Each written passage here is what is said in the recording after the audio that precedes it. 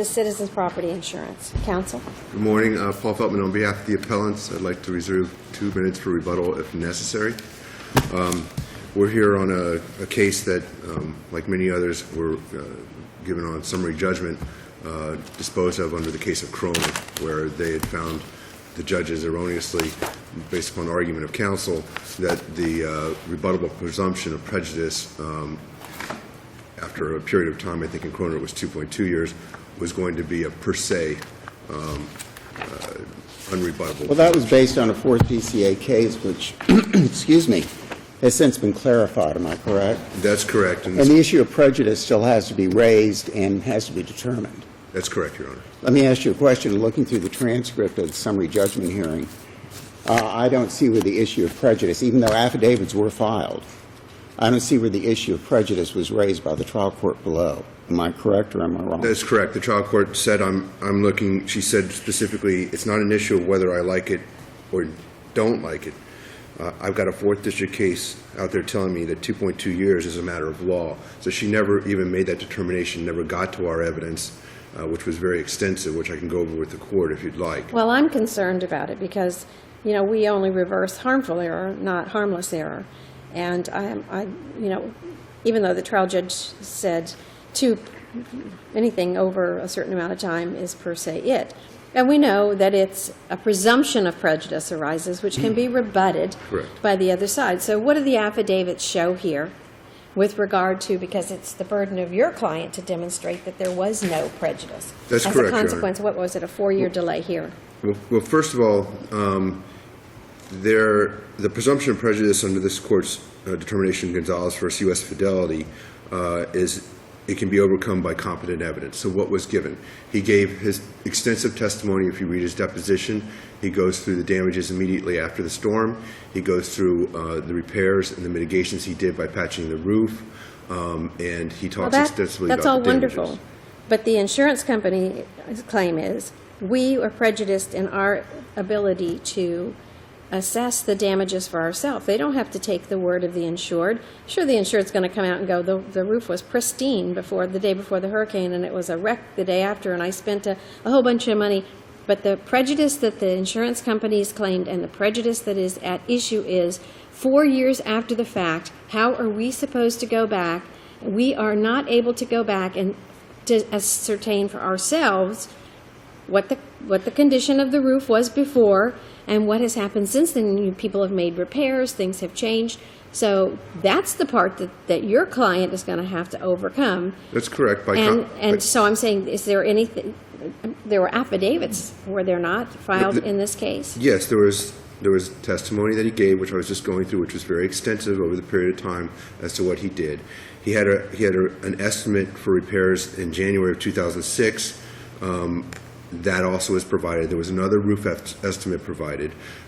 He gave his affidavit talking about the repairs that he had made again, his mitigating of damages. Counsel, the question is whether those things, this insurance company is able to look at all that stuff and determine that that was caused by the hurricane. That's the kind of prejudice we're talking about. I'm sure your client has, one of these gazillion-page estimates from someone who goes in and says, every little fleck of paint that has to be replaced and fixed. The prejudice is that has to be overcome. I'm just saying, what in the record at this point relates to the ability to tie those things to Hurricane Wilma? Well, he was in the house, and he discussed over time what occurred. And so really the issue is his burden of producing evidence in order to rebut the presumption, which is a question of fact. And that is the fact question that was presented by his verified interrogatories filed below, his affidavit, and his testimony. And he's able to testify as to the damages to his property. That's a question of fact for the trier of fact to determine on credibility or weight of evidence. Well, it's not for the trial court. That's not rebutted at all, but I'm saying the issue is not whether he can prove that he did work on his house and that it cost a certain amount of money after Hurricane Wilma. The prejudice that the insurance company is entitled to claim is that they are not able to assess that for themselves after this long period of time. That's what their claim is. What have you given, in other words, you gave them receipts from the repairs over the period of time, you have something that ties it to Hurricane Wilma, or that they can go out and assess, that's really the prejudice that they're looking at. I understand that, Your Honor, but he, as a layperson, has the right to be able to testify as to the damages to his property. Now, as to their prejudice... The problem is, But and I was just looking for his affidavit, so I remember reviewing it. The problem is that his affidavit really doesn't go to the point. He talks about, well, I did this, I did that, to try and repair. But the point is, it doesn't really go to the issue of what damage, what was the extent of damage, what damage was caused by the hurricane. But he does that extensively in his deposition. You're going to have to speak up. He does that extensively in his deposition. His deposition testimony is replete with what he did in order to make those repairs as a result of the hurricane. Right. Replete as to the repairs that he made. But is there anything in the record that would tell us on an issue of fact, on the prejudice issue, that yes, all of this damage was caused by Hurricane Wilma? Insurance company, you can look at it and see it, and you should have been able to see it when you come out, or something like that. Is there anything there that a judge could hang their hat on to show prejudice, or an issue of fact of prejudice to go to a jury? I believe so, because he had the burden of producing, which he did through the evidence we just discussed, and what they didn't put anything in at all. They don't have to. The burden is your I understand what client's. the burden is, but they, they made a conclusory statement, oh, we couldn't determine it. But what we Right, did... they have the presumption. Right, So I guess the question I is, what did you put in? And what we did put in was the extensive, the testimony of the owner of the home as to what happened immediately after the storm, and then what he did to try to repair it directly after the storm. He had the roof estimate from January of 2006 that evidences what was some of the problems with the property, and then those that developed over leaks. You understand that these delayed notice cases, there's an obligation to your client under this policy to file a claim as quickly as possible. I think some of them say 90 days. You're supposed to file a claim right away after the loss. Correct. The reason is that gives the insurance company an ability to go out there and to make some assessment of its own as perhaps what the condition was before the event that supposedly caused the loss, and after. This is 4 years down the line. The insurance company, the prejudice is presumed is that 4 years down the line, after all these repairs and all of these things have happened, how can we now go back and unwind this 4 years and have any idea at all of what the condition of this roof was like at the time and the damages were at the time? Because he testified that he was in the house. That's not going to get it that he made repairs. How's this insurance company not prejudiced? It's entitled to make its own assessment. It doesn't have to rely on the insured statement. Yes, but what we need to come forward with is competent evidence, which I believe that we did. He was there, testified as the property's condition before the storm. Right. After And the storm. I understand what you're saying. I just pulled up his affidavit because, basically what he talks about, his affidavit that was filed July 29th, he just says that his policy was in full force and effect on the date of the incident. The property sustained interior damage, including but not limited to water damage to the ceiling, floor, and walls. Since the loss, I've made repairs. As a result of the hurricane, I've suffered damage to the roof. I made reasonable repairs. I kept accurate records of the repairs upon utilizing the extended damage. And he goes on to talk about that, but there's nothing in his affidavit, and there was no affidavit that I came across that said, look, there's the extent of all of this damage. You can tell by looking at it that this was hurricane damage and the extent was A, B, C, D. That's where I'm having a problem. You do have the public adjuster's estimate, but it's an estimate of what it's going to cost to repair. That doesn't tell the insurance company what was or wasn't actually damaged or give them the opportunity to look at it. Well, if you go through his deposition testimony, he talks about the initial visible damage in the form of broken windows and water damage in his kitchen table and his bed. And that soon after that, over the course of the next 2 months, he noticed leaks in his Florida room. He replaced the carpeting due to the leak in the laundry room and replaced the door. There was also leaks in the bedroom and the carpet. So your position is that it's up to the trier of fact to determine whether or not that testimony and that evidence overcomes the presumption in favor of the insurance company. That's correct, because under Gonzalez, what we need to present is competent evidence. And I think that not for the trial court to weigh. I think it's a question of fact. I mean, credibility and weight of evidence is for the trier of fact. Do you think the judge, if we were to send this back for a hearing on the question of the summary judgment that was raised as far as prejudice, that if there's not substantial competent evidence in the record, can the judge go ahead and make a determination on summary judgment, whether or not there's enough to go to even trial? Well, I mean, this court's recent holding in 1500 Coral Towers said that it's always a question of fact for a jury. But I will say at the time... Well, it's always a question of fact and negligence also for a jury, but a court can also make a determination on summary judgment. Right, and I think that the judge was saying,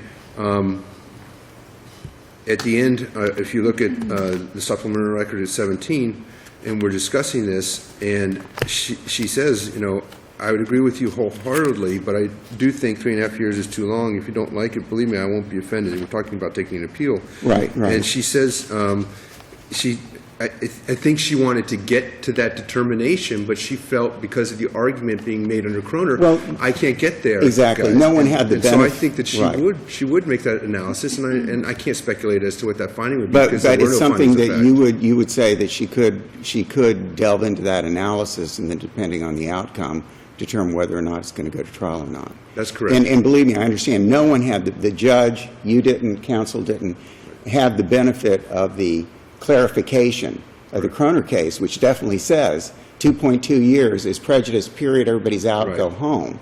And then they finally clarified it to say, no, that's not what we meant. That's correct. So I understand that. We understand that totally. And you would agree that if the trial court on summary judgment found that there was no competent substantial evidence to overcome the presumption in favor of the insurance company, that the trial court could enter summary judgment? The trial court could do that if the trial court made the findings in the first instance, which were not done here. And then if you didn't agree, you'd be back up here on appeal again, am I correct? You would have a right to do that.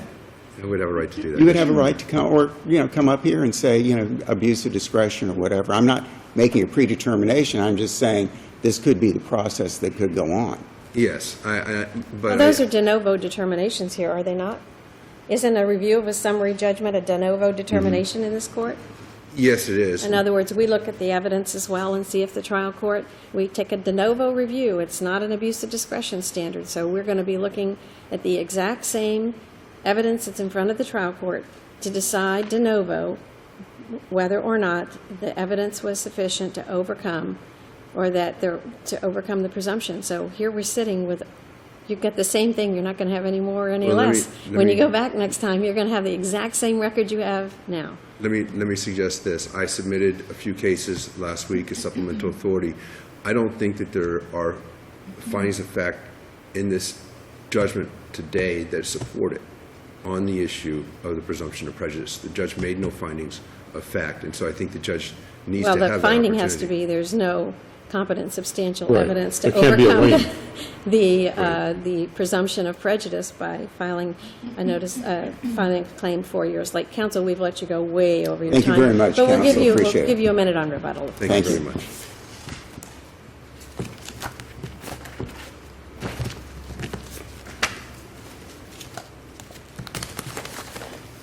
It was interesting to see that you were the attorney on the case at the 4th DCA that footnoted and said, we got to straighten this out finally. That's why I was smiling. Right. I saw that. Good morning, Kara Rockenbach on behalf of the Appellate Citizens Property Insurance Corporation.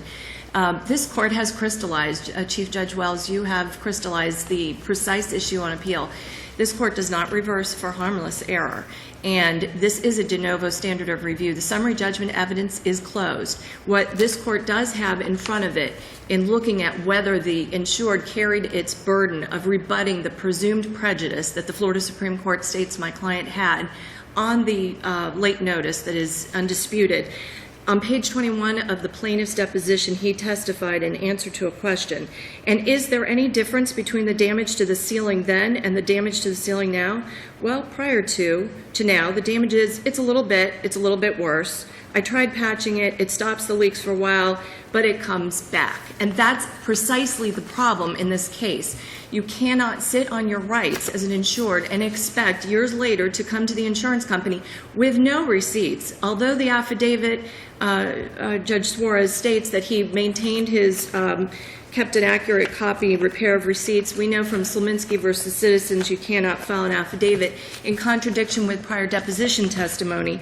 Paragraph 8 of his affidavit states he kept an accurate record of repairs, but page 30 of his deposition says that he says, do you have any receipts for any materials you bought? As far as the receipts go, for any repairs, I'm the type of person, I take my receipts, I throw them on my dresser, and then I toss them.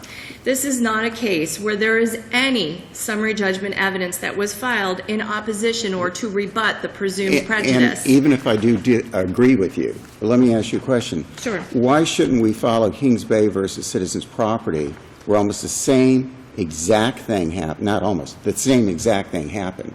They followed the Kroner case, and then that court, I think it was it was the fourth again. Judge Gerber again said, wait a minute, we've said it one time, we're going to say it again. That case doesn't apply. Correct. And basically he says, because the court below did not have a chance to go through the summary judgment on the issue of prejudice, we need to remand it back for them to make a determination first before it comes to us. I can only submit to the court that the summary judgment evidence is in the record. I understand that, but wouldn't it be more appropriate de novo review for us if, in fact, there had been a determination below? Then we look at the whole record, say, wait a minute, yes or no on de novo review? We also have the tipsy coachman doctrine, that if the court was right Great for doctrine. the wrong reasons, Kroner being the wrong reason, Right. and in fact, the paragraphs 35 and 36 of my client's amended motion for summary judgment clearly sets forth squarely before the trial judge the issue of prejudice and What the is that? presumption of prejudice. What was the prejudice you claim? I'm sorry, Your Honor? What's the prejudice you claim? You know that this gentleman says that it was hurricane damage. Correct. He says he's been making repairs for 4 years, and he says this is the total amount of what it's cost. What's the insurance company's, what's the prejudice to the insurance company? It is best articulated as the growth of damage, the passage of time. If you look at one of the items that insured is relying upon as rebuttal evidence, it is the FPS Florida Professional Services receipt. And it's a proposal for insurance repairs, scratch out, and it says receipt. The plaintiff in his deposition testified on page 33 he never paid it, so it's, whether that was done or not done, we don't know. But what's in that receipt says, replace all rotten wood in the roof deck. We would like to have paid the damages in 2005 if there were any Wilma damages, but we don't know. All we have now is a 2010 estimate from a public adjuster who's looking at it 5 years after the date of loss. And Judge Suarez, you noted, that does not say these are the damages that are current in 2010 and they are identical to what was in 2005. That was their burden to produce that evidence below. So you're saying the insurance policy requires prompt notice so we can go out there and decide what the current status is and Yes. make an independent evaluation of whether or not it's hurricane or event related. And 10 years later or 5 years later, you can't do that. That's precisely what Couch on Insurance identifies as the basis and the purpose for prompt notice. But that's almost like saying late notice is per se prejudicial as a matter of law.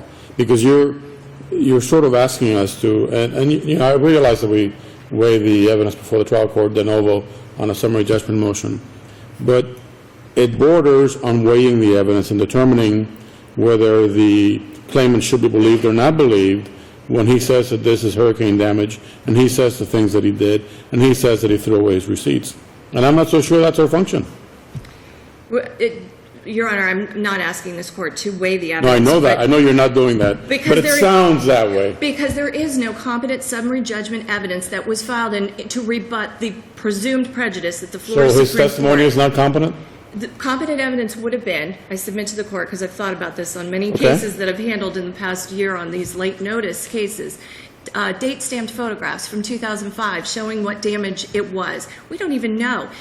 Counsel says Well, the issue is the insurance company does not have to take the insured's word that the damage is caused by the event. The whole purpose of putting you on notice and giving you these things under the oath is to let the insurance company do an independent evaluation. Otherwise, every time, like my roof had a leak recently and I replaced my roof, I certainly would have loved to have Citizens pay for it for me. but there has to be some way to check independently. That is Correct. the insurance company's right under its policy, and it can't be shortchanged just because the insured says it was. Is that your point that I just made for you? You did, so well stated. The only Mark. problem with that That's point precisely is that we're being placed in a position of weighing the evidence again. Has any case ever said that the testimony of a claimant is not competent substantial evidence as a matter of law? In this factual Has any scenario, I case ever can't said- think of one, Your Honor. But in this case, it's undisputed that the insured is not a roofer or have any experience or professional expertise I know that, in but the area of we're talking about construction. evidence here. We're talking about evidence that goes to a trier of fact. We're talking about someone who will determine who to believe and who not to believe. And I frankly don't believe that that is the place of the appellate court. Respectfully, it's not a credibility issue in weighing the evidence, not so whatsoever. How many civil trials are tried on he said this and he said that? But And the that's- trier of fact decides. We're not saying anything. Citizens isn't saying it isn't damage, hurricane damage, and it is some other damage. You don't We're have saying to. we are so prejudiced, we can't determine what the cause of loss is. All we know, Is this individual competent No. to testify on Not this an issue? expert, is he? He's No, not he's an not. expert, and No. he's not competent, and And- therefore, it is not competent, You had substantial an evidence. affidavit from somebody, I can't remember her position, Vicki Miles, corporate Vicki rep. Miles, saying, we can't determine, we don't know. Correct. And the issue is, if I understand your argument, the issue is, over this length of time, yes, in his deposition and in his affidavit, he talks about, I did this repair, that repair.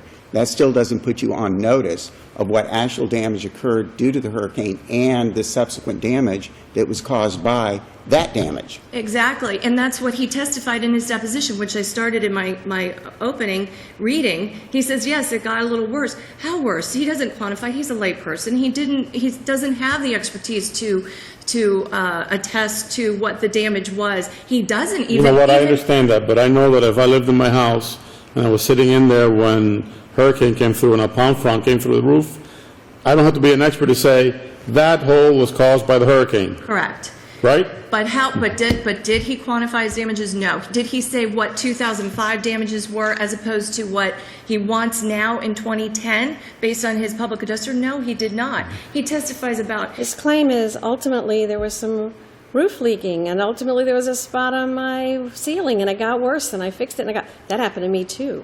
But it wasn't from Hurricane Wilma, and I'm not competent to tie the two things together. And now- That's and now the he problem wants- here. Let me And ask you, Maybe, right. and that's all in the record right now, and there's Right. Let me not ask gonna be any you, more let me records. ask you the That's same correct. question that I've asked before. yes, Your Honor. Why shouldn't we do what was done in Kings Bay on exactly the same facts and say this needs to go back to the trial judge to make a determination on your summary judgment as to prejudice? And then, if somebody wants, they can appeal it. Because the problem I'm having is if the trial judge had even broached the subject in her order of prejudice, she didn't. She more or less said, I'd like to talk about it, but I can't because this case is dispositive. I wish you would take me up, and let's see if we can get this straightened out. I would feel more comfortable if she had said, on the issue of prejudice, I find A, B, C, D, but I've got to go by 2.2 years or something. Right. Well, the record is closed right now. Right, And right. if upon It would remand. have to go back on the same record. It would have to, but I think to be just frank, I think it's Yeah. a waste of judicial resources because of the appellate standard That's of what harmful- de I got novo you. review. That's what harmful versus harmless error is all Right, about. I exactly. got you. Your Honor started it and mentioned harmless error. That's the point. And I would suggest that this court need not remand, and this record is complete, and there is absolutely no scintilla of rebuttable evidence overcoming our presumed prejudice. Insured failed to carry that burden, which the Florida Supreme Court has held is intact. What if the three judges disagree? If we disagree among ourselves, what do you want us to do then? well, Well, it depends on Whether or what not two of there's us a agree to, rebuttable right? presumption. I would like the clarification. Coral Towers is an interesting case because it's still pending and pending rehearing and doesn't. Yes, it is. Doesn't mention, and it's this exact panel. Yes. Does not, Judge Wells' concurrence solely points out the Bankers versus Macias presumption, so I presume that's probably got to be adopted. If this panel disagrees or there's dissension, I would, of course, want affirmance and recitation or following the Bankers versus Macias presumption of prejudice and a recitation of the summary judgment evidence that's in the record, because there is no professional engineer's affidavit in this record. One point I wanted to make, the two... Counsel, we're... I'm over. When is 10 minutes, 30 minutes? Or where is it? The Third District Court of Appeal. I would respectfully request this court affirm. Thank you very Counsel. much. Thank you. I'll be brief. I think the court understands that, as in Kings Bay, it really needs to go back to the trial judge to make that determination. And this isn't a tipsy coachman kind of situation, because in Dade County School Board versus WQBA, there was a verdict, a jury verdict and findings that allowed the court to apply a different rule of law. There were no findings in this case to determine that. And so I think that they understand that the judge erred here by applying Kroner and its All she did was apply Kroner. right, per se rule, and we need to be able to get back before the judge so that she can make that determination. And again, I just want to cite one more case that, before the trial court should grant summary judgment, the record on such a motion should conclusively foreclose the insured's availability to overcome the presumption of prejudice. That's Robinson out of the 2nd DCA 718. And in conclusion, you would 1283. like for us to? Excuse me? And in conclusion, And you in would like conclusion, for I would us like for to? you to reverse the trial court, remand it for further proceedings so that competent findings of fact can be made on the record as they should have been done in the first instance. Thank Thank you both counsel. Thank very you very much. much for the additional time.